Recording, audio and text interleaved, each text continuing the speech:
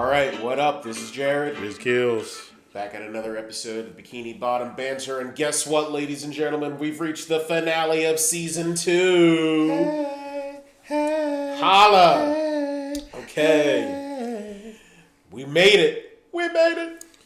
So we did Graveyard Shift and Krusty Love. So, no affiliation with Buddy Love. Hilarious. Sherman. Yo. So, the Graveyard Shift, first off, another crazy premise, which kind of segues into the one that we're talking about when it comes to how Mr. Krabs manages money.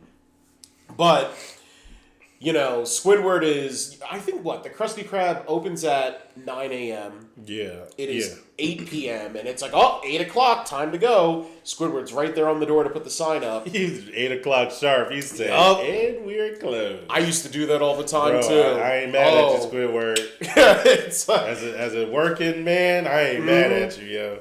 I'll just say this. There was a job where it's like you have those customers that come in. Minute before you close, I only need to grab one thing. I ain't gonna lie. Yo, if you're listening and you're one of those people, please don't do that. Don't. That is one of the most inconsiderate things you can do. 100%. You know, I understand it says 9 o'clock, but yo, you come rolling up 8:58. Find another hey, store. Hey, bruh, go somewhere else. Yep. But this is the only. I just need to get one. Don't do that. You should. You had all day and all night basically to get what you need. This is a PSA For sure. Like, just don't do it. And people trying to go home. Like, I feel like if you're 10 minutes before, you're in the safety zone. Even 5 is kind of cutting it. 5 is cutting it. 5 is cutting it. But if you're in the 2 minutes is even like 2 minutes, bro. Turn around. Walmart is right up the road. They close at 11, 12 o'clock, or go to a 24 hours. Nah. Yeah, man. But so and why are we saying this? Because customers are at the door with their money, like, oh yeah, if you stay open, we'll buy your Krabby Patty. And it's like, what? Y'all never do that. Exactly. I would have heated at them. Because you have to think about this. If he's already worked from potentially 8 a.m. No, whatever. Because you got to open up the store, things like that. If everything's not set and everything, probably like 8:30 maybe. Yeah. And then you're opening up the store, so then you just want to go home. Facts. So how would you feel if somebody after a 12-hour shift actually stay the rest of the night? Like, What? Mr. Krabs? Hey, bro. Crazy. He ripped that sign, you too. got me messed up, bro. He said, welcome to the night shift. I'll see y'all in the morning. For real. I would have been like, this is SpongeBob's domain right here. Here you go. Like, here you go, brother. Taking out the trash at night. Night. Doing all that thing like, I burnt my hand. See, I knew when he said that, I was like, he's not going to really at night. I'm like, wow, okay. He's hyped. But it's not just about them having the Krusty Krab open 24/7 now, which actually is a premise in a later, season 2. Okay. I do know that from a later episode. But in that time, to make the time go by, Squidward actually is like, to discourage SpongeBob, tells him a ghost story, which hands down is for him to come up with this on the fly is just brilliant, shows his intelligence. I'm like, okay. Yeah. The hash-slinging slasher. The phone will ring, there will be nobody there. SpongeBob over here eating his hands, in so many ways. It's just definitely a lot of visual gags on this episode. For sure. For the inner horror fan, this is a good one. And, he tells this ghost story about, the phone will ring, nobody will be there. He got hit by a bus, and the bus takes him, in his funeral, they fired him, and he has a spatula for a hand, just like the I Know What You Did Last Summer dude. It's just, it's perfect. And again, he gets you, which assumes, he kills you after that. So at 3 a.m., all of the things that Squidward said in his story start to happen, minus the walls will ooze green slime, which is insane. Got Ghostbusters down under the sea. Right. But, yeah, and they're just pretty much trying to, prevent what they think is the hash-slinging slasher coming into the place. ends up being just an employee who, for some reason, at 3 a.m. is like, I'd like an application. And I called early but hung up. A teenager. Up at 3 a.m. I called earlier but I hung up because I was nervous. I'm like, okay. And the lights were actually Nosferatu, which kills it. All right, so this was, correct me if I'm wrong, this is your first introduction to Nosferatu. Yeah. I'm pretty sure it's a lot of our generation's, first exposure. Exposure to that movie, that character. Right. At first, I didn't even know what it was. See, and that's the thing. Like, for anybody who doesn't know, there was a recent movie, but Nosferatu predates Dracula. So Nosferatu is the very first vampire. Really? Yeah. Okay. So really? Mm-hmm. So that's why, even when they did the clicking of the switch, like, to me, I think that's kind of a cool throwback because it's like one of the very first, like, universal monsters. It's like, wow, you really had Nosferatu. Because if it was Dracula, it would have been like, but they really did the deep cut in. Let's take the one that nobody knows about. Yeah. And, like, do it. But he is the first. It was probably, copyright, not copyright or that whatever? Too. Yeah, it probably wasn't copyright. It's like Nosferatu, like, we can use his character domain. It's like, let's use him. Because that movie's 100 years old? It came out in the 20s? Because it was still a silent movie, yeah. It was still a silent movie, and Dracula is more 30s. So it's gotta be 100, right? Yeah, I would say so. Yeah. Oh, I was right. 1922. Hey. Wow. Okay. Yep. Okay. All right. There we go. All right. So, Keels, what was your favorite joke? I don't know if I had a lot of favorite jokes, but like I said, the visual gags were pretty funny with him eating his hands, and then they like multiplied and they ran away with him. When Squidward finishes the story about the hatchling and slasher, and then he starts screaming like 1,000 times, that part was hilarious. I would say that. Okay, nice. I gotta think. Obviously, like the Squidward who eats a Krabby Patty at 3 a.m. and Patrick just gets up randomly. Oh boy, 3 a.m. His little one cameo in there. Like, it for sure was random. Favorite joke though. I think that's the thing. The whole premise is just hilarious to me. I can't pinpoint it. I think it's more so the premise is funny. I can't, like, choose just one. Like, obviously the ending where they're like, Nosferatu, and he does a little smile. Like, I'm like, okay. But I could tell you this. I was borderline if I would change anything. Really? Yeah, because I feel like when Squidward was telling the story, part of it was like, it's prolonging a little long. Yeah. But then I'm like, it is necessary to establish and build. So, like, maybe tightening it a bit, or maybe SpongeBob not eating as many of his hands. Like, when he was doing the gag. Yeah, like, they could have tightened it. They could have gave us more hatchling and slasher. I would have loved to see that. Like, have him be a little bit more scarier. Oh. Like, tapping on the door, and then, like, say, like, they're in the back, right? And then they're tapping on the door, and then Squidward looks in the window, sees him.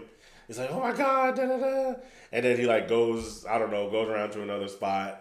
Hey, I'm trying to get in and give you my resume. Right. You know what I mean? Like, something like that. Or so it can add more jokes. I agree. Like, something where it's like he goes to the front door. I mean, the only thing is that I guess if he saw SpongeBob and Squidward, like, if they were hiding or something, and then it's like, he goes to the back, and then he goes back to the front or something. Like, something like that. Yeah, something like that. Just to prolong the shenanigans. Yeah, exactly. For sure. Exactly. And as for meme-worthy, I think it's literally the hash-slinging slasher, like the title name. Like you said, the persona of the hash-slinging slasher is hilarious. For real. Even though he was scary for like 1 minute. I mean, it's a pretty cool design, too. It Red was. beating eyes, It was. hunchback. I like how they like created it, and like that's how it looked. I like how they created the character within the shadow, and then what was his name? What was that kid's name? Did they give him a name? They didn't give him a name. I don't. As far as I know, they don't. I'm sure there's like a SpongeBob Wikipedia out there where it's like what his real name is. But like, yeah, you put it in the comments. Was he a shark? I think he was a shark. Okay. I think he was a shark with his glasses, a little acne going on. All messed up. He was like a geeky teenager. I called earlier, but I hung up because I was nervous. He's definitely 16, 17 years old. What's he doing out at 3 a.m. in the morning? Like, yo. And also, that's still insane. Like, going to... Like, you're banking on not getting this job. You're going to the place you want to work at 3 a.m. in the morning. Yeah. This is either the biggest super fan when he found out, it's 24/7. Yeah. And he's like, let me go at 3 a.m. Like, you don't want to go in the morning? Like, come on. Right. Overall, any final thoughts? Nah, no final thoughts. You know, I this is a classic episode. Watching it again, not a lot of funny jokes. You know what I mean? Like I said, it was visual stuff, but not a lot of funny jokes that hit. You know what I mean? It for sure is like based on like the gag humor for sure. I feel like they could have played on the suspense of the Hashling and Slasher a little bit more. I agree. The only thing I'll say is this: a little fun fact. So this episode, I remember as a kid when it came out, and I think it might also show it on Paramount Plus as well. This episode actually predates when it aired on TV because it was included on a VHS. So, like, when you bought, like, a bunch of SpongeBob episodes, they included this as, like, a bonus episode. Really? Yeah, so it was this and on one VHS set. I remember this as a kid. Because I was like, I didn't... Like, you know, I was a SpongeBob advocate. Like, when it came to, like... I consumed that. So, you know, like... When I saw it, I'm like, this is a brand new episode. So on one VHS, they had this graveyard shift. And it wasn't Krusty Love. It was just that. And then on another VHS, it was Club SpongeBob. So they had them premiere, like, just a little fun fact. Not really a final thought, but just, like, if you wanted to predate this episode, I think it predated it by, like, maybe, like, 3 or 6 months. Really? Yeah, it was, it was intense, yeah. But... Speaking of Krusty Love, I have to say it like that. The soundtrack they have, that like cliche like noise. Oh man! So, Mr. Krabs, you know, normal day at the Krusty Krab. Squidward, you know, being annoyed. SpongeBob being super giddy, and Mr. Krabs is there. Hilarious gag humor when he talks about money is what keeps the renovations going, and there's like Band-Aids. Like filled, I'm like, wow, giant Band-Aid. Money is what keeps the renovations that I paid for. I'm like, wow, it's hilarious. But he notices, you know, in the customers, you know, one that stands out from the rest, one that he hasn't seen, and that's Mrs. Puff. And it's crazy. This is the first episode where they establish that Mrs. Puff and Mr. Krabs, their like little relationship, I'll say. Though, I did think of something just now. I was going to say, is it the first? Alright, so it's the first that he is pursuing her. It is it? It is the first that he's pursuing her, but it's not the first time they met. The first time they met, I believe, was Band Geeks. Because they were all together. That was the ensemble episode where it's like, okay, everybody's in this, but... I guess, like, in the crowd of people, he just never met Mrs. Puff, even though I'm pretty sure in the scene with the symbols, like, she's the one who, like, clashes them together. But Mr. Krabs is looking. Oh, because we didn't get to, I forget what the episode is called, but it's like, I guess you'll miss the panty raid. That's season 3. We didn't get there yet. Okay. Season 3. But we're in there. Okay. So... You know, he looks at, you know, he's like, he looks at Mrs. Puff. He's like, he's eyeing her up like a Krabby Patty. He asks. He really is, though. He is. He really is, though. So then he's like, what happened? Oh, Mrs. Puff? What happened to Mr. Puff? One cutaway gag where they just show this Puff. It's like she doesn't like to talk about it. If you want to know the backstory or our little tinfoil hat or theory of that, go back to the episode No Free Rides. I just wanted to, little plug-in. Shameless plug-in. We love it. With that being said, though, Mr. Krabs takes Mrs. Puff out on a date, you know, and we were actually talking about this. How many restaurants are there in Bikini Bottom? Because even when it comes to the last episode, this is what I was referring to. Like, they're open 24/7, so it's like, is the Krusty Krab the only restaurant? It's like, well, we know there's the Shell Shack. Yeah. And Chum Bucket, of course. And the Chum Bucket, which nobody goes to. But we found out our next... Fancy. The restaurant is called Fancy. Fancy. I think that's it. Only four restaurants in Bikini Bottom. Hilarious. Mr. Krabs takes Mrs. Puff to Fancy on their date. And ends up spending $100,000. Like, yo, fine dining, the massage, imported music, the dude with the snorkel. Yeah, $100K. He had a limo. Wifey material. Like, if you're spending, let it be a notice, gentlemen and ladies, spending $100K on an individual, you marry him. It's just literally, like, you're my wife now. Right. Like, that's it. $100K? That for one night. Even in 2000. Yo! Bro, in 2000, what 2001, $2,002? Yeah. Even when you adjust for inflation, it's like... Dang, what is that? That's a lot. Yeah, it has to be like maybe 150. 150. Either way, it's like, that's a crazy amount to spend on a date. Yeah, that's a lot. Like, that's insane. So, because of what he did, he's like, okay, I need to really, like, nip it in the butt when it comes to my finances. So, he appoints SpongeBob to be his financial advisor. And they have this running gag where they write shapes. It's like, we're not talking about this, it's a triangle, or this, a square. We're talking about this, a circle. Which might have some subliminal meaning. But... Yeah.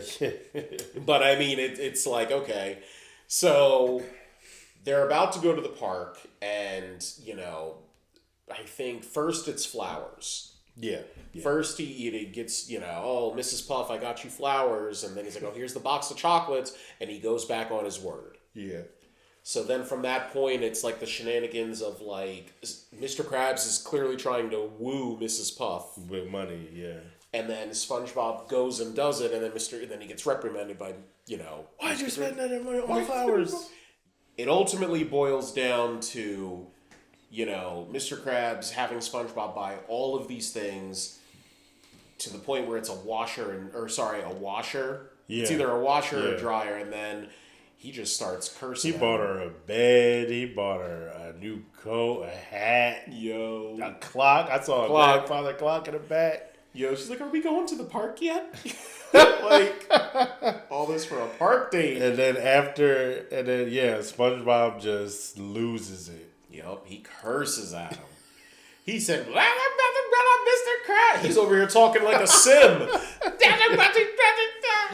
Miss Puff grabs a dictionary like, ooh, I haven't heard that one. She blushes. She she goes, oh, heavens. Heavens to Betsy. And yeah, I don't know, this is my meme worthy. Mr. Krabs with the jaw. When he's just so shocked. That was leading into it. It's wide open. I don't think there is one. I don't agree. I didn't see, but also I don't remember this episode whatsoever. Yeah. Whatsoever. Because I thought was it Midlife Crustacean was the first episode to where they established that they're dating, but I guess it wasn't. No, and again, like I think because I know you were telling me that you weren't really feeling this. I acknowledge this as a staple episode because it establishes starts their relationship, yeah. And it's something that carries on throughout SpongeBob. Like in later seasons where it's like he clearly has a thing for Mrs. Puff. Uh-huh. So I kind of put it on this. I like it is on a pedestal, but it's not like a super high pedestal. It's like I'm trying to think of a good example. It's just a minor key comic. Right. Like, it's just like, okay, like, this is something that happened in this. It's important for this reason. Yeah. And we put it on that pedestal because of it. Is it necessarily a great episode? I think it's solid still. I know you're the opposite, which I will say, when Mr. Krabs was trying to talk to Mrs. Puff to ask her for the date. Oh, man. Hilarious. Is that your favorite joke? Yeah, that was hilarious. Making sound effect noises. It was like SpongeBob is trying to middleman it, and he's messing up. He was like, "Oh, what is he trying to say?" And then I forget what he says at first, but he's like, "Oh, he's like, I'd like to hit you with a rake. I would hit you with a rake." No, wait, guess your weight. He's like, "Oh wait, no, he didn't say that. He said, oh, he wants to guess your weight." I was like, "Oh, he messed up." Yo, said, I want to take you on a date, yo. Yeah. But Mrs. Puff, though, listen, keep in mind when she said, "Oh, you have a way with words," she liked him. You saw her eye movement, though. She liked him back. Her eyes did. She did a double take. Yeah. She did a double take for Mr. Krabs. Yeah, she likes him. She wanted the seaweed. If you catch, that's all I was saying. Terrible joke. I was gonna say you couldn't say crab meat. She wants that crab meat, that imitation crab meat. No, this ain't no imitation. Yo, she want that chunk. She want that chunky tuna. Yo, for $100K. Listen, Mrs. Puff. Even at the end where it's like, oh, I want to go Dutch. Like, listen. See, that was the moral of the story. It was. You know what? Yo, y'all dudes out there. You don't got to be spending all that money to be getting these women. All right? Facts. Because at the end of the episode, Mrs. Puff was like, oh, you don't have to buy all this stuff for me. She's like, I'd rather go Dutch anyway. She was pulls out her little wad of money. All right, let's go to the park. Bro. Honestly, that's a moral lesson right there. It is. You don't got to be spending all that money.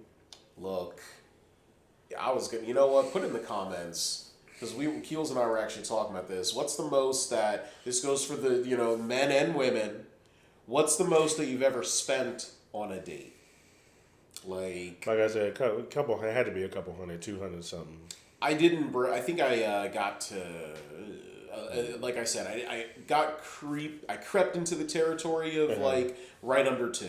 It was like 170, 180, like somewhere in that ballpark range. Yeah, plus tip, 200, maybe, like 200, 212 maybe. But that's it.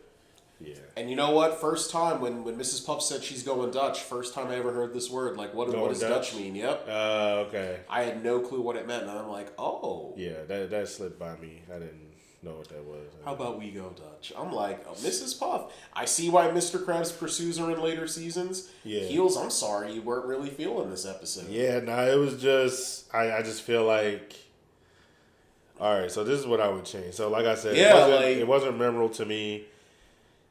And I'm trying to think if they would have did the classic trope of where they actually, they go on a date and then Mr.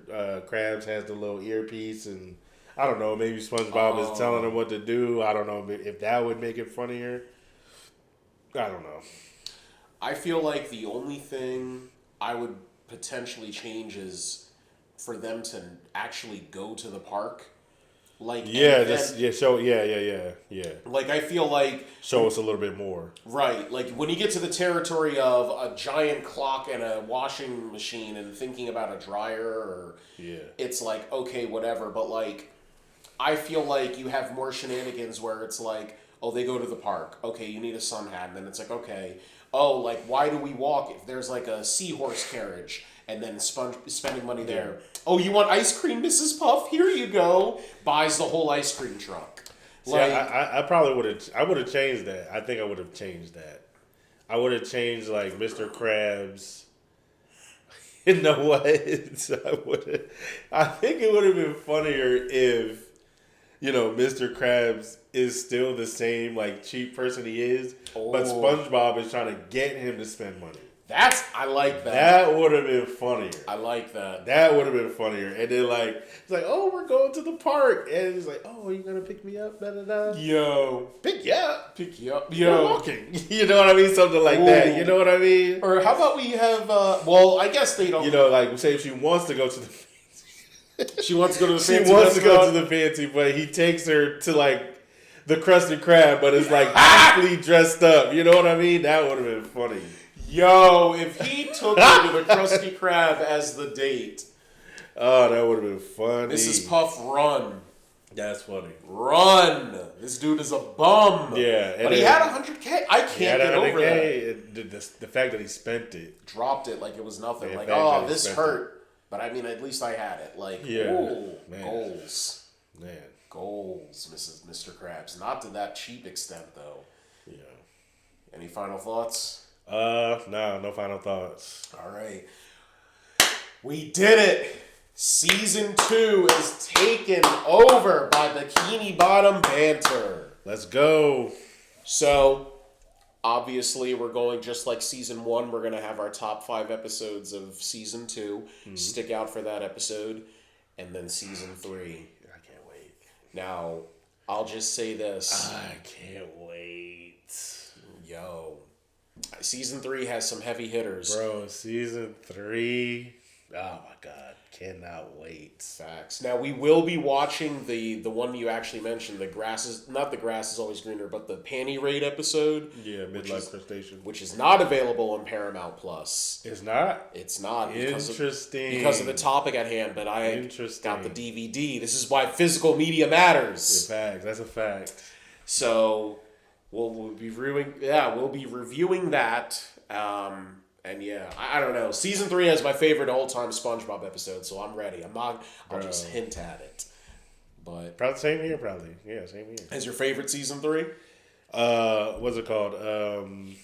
Grass is on the Other Side is That's your favorite? 3, right? Yeah, it is. Yeah. All right. I'm saving mine. Saving yours? Okay. I'm saving mine, so when it drops, it's like, and this is it. Okay. Favorite episode. Until next, stick with us. But until next time, this is Jared. This is Kills. Another episode of Bikini Bottom Banter in bag. Thanks for tuning in to another fantastic episode of Bikini Bottom Banter. Don't forget to follow Bikini Bottom Banter on TikTok and Instagram for even more content. Subscribe to them on YouTube and Anchor, plus turn on bell notifications to be updated on their latest episode. And if you've got your own jellyfishing stories or favorite SpongeBob moments, remember to share them with us. You might just hear them on our next episode. So until then, stay bubbly, keep smiling, and remember, subscribe to Bikini Bottom Banter to know all the under the sea.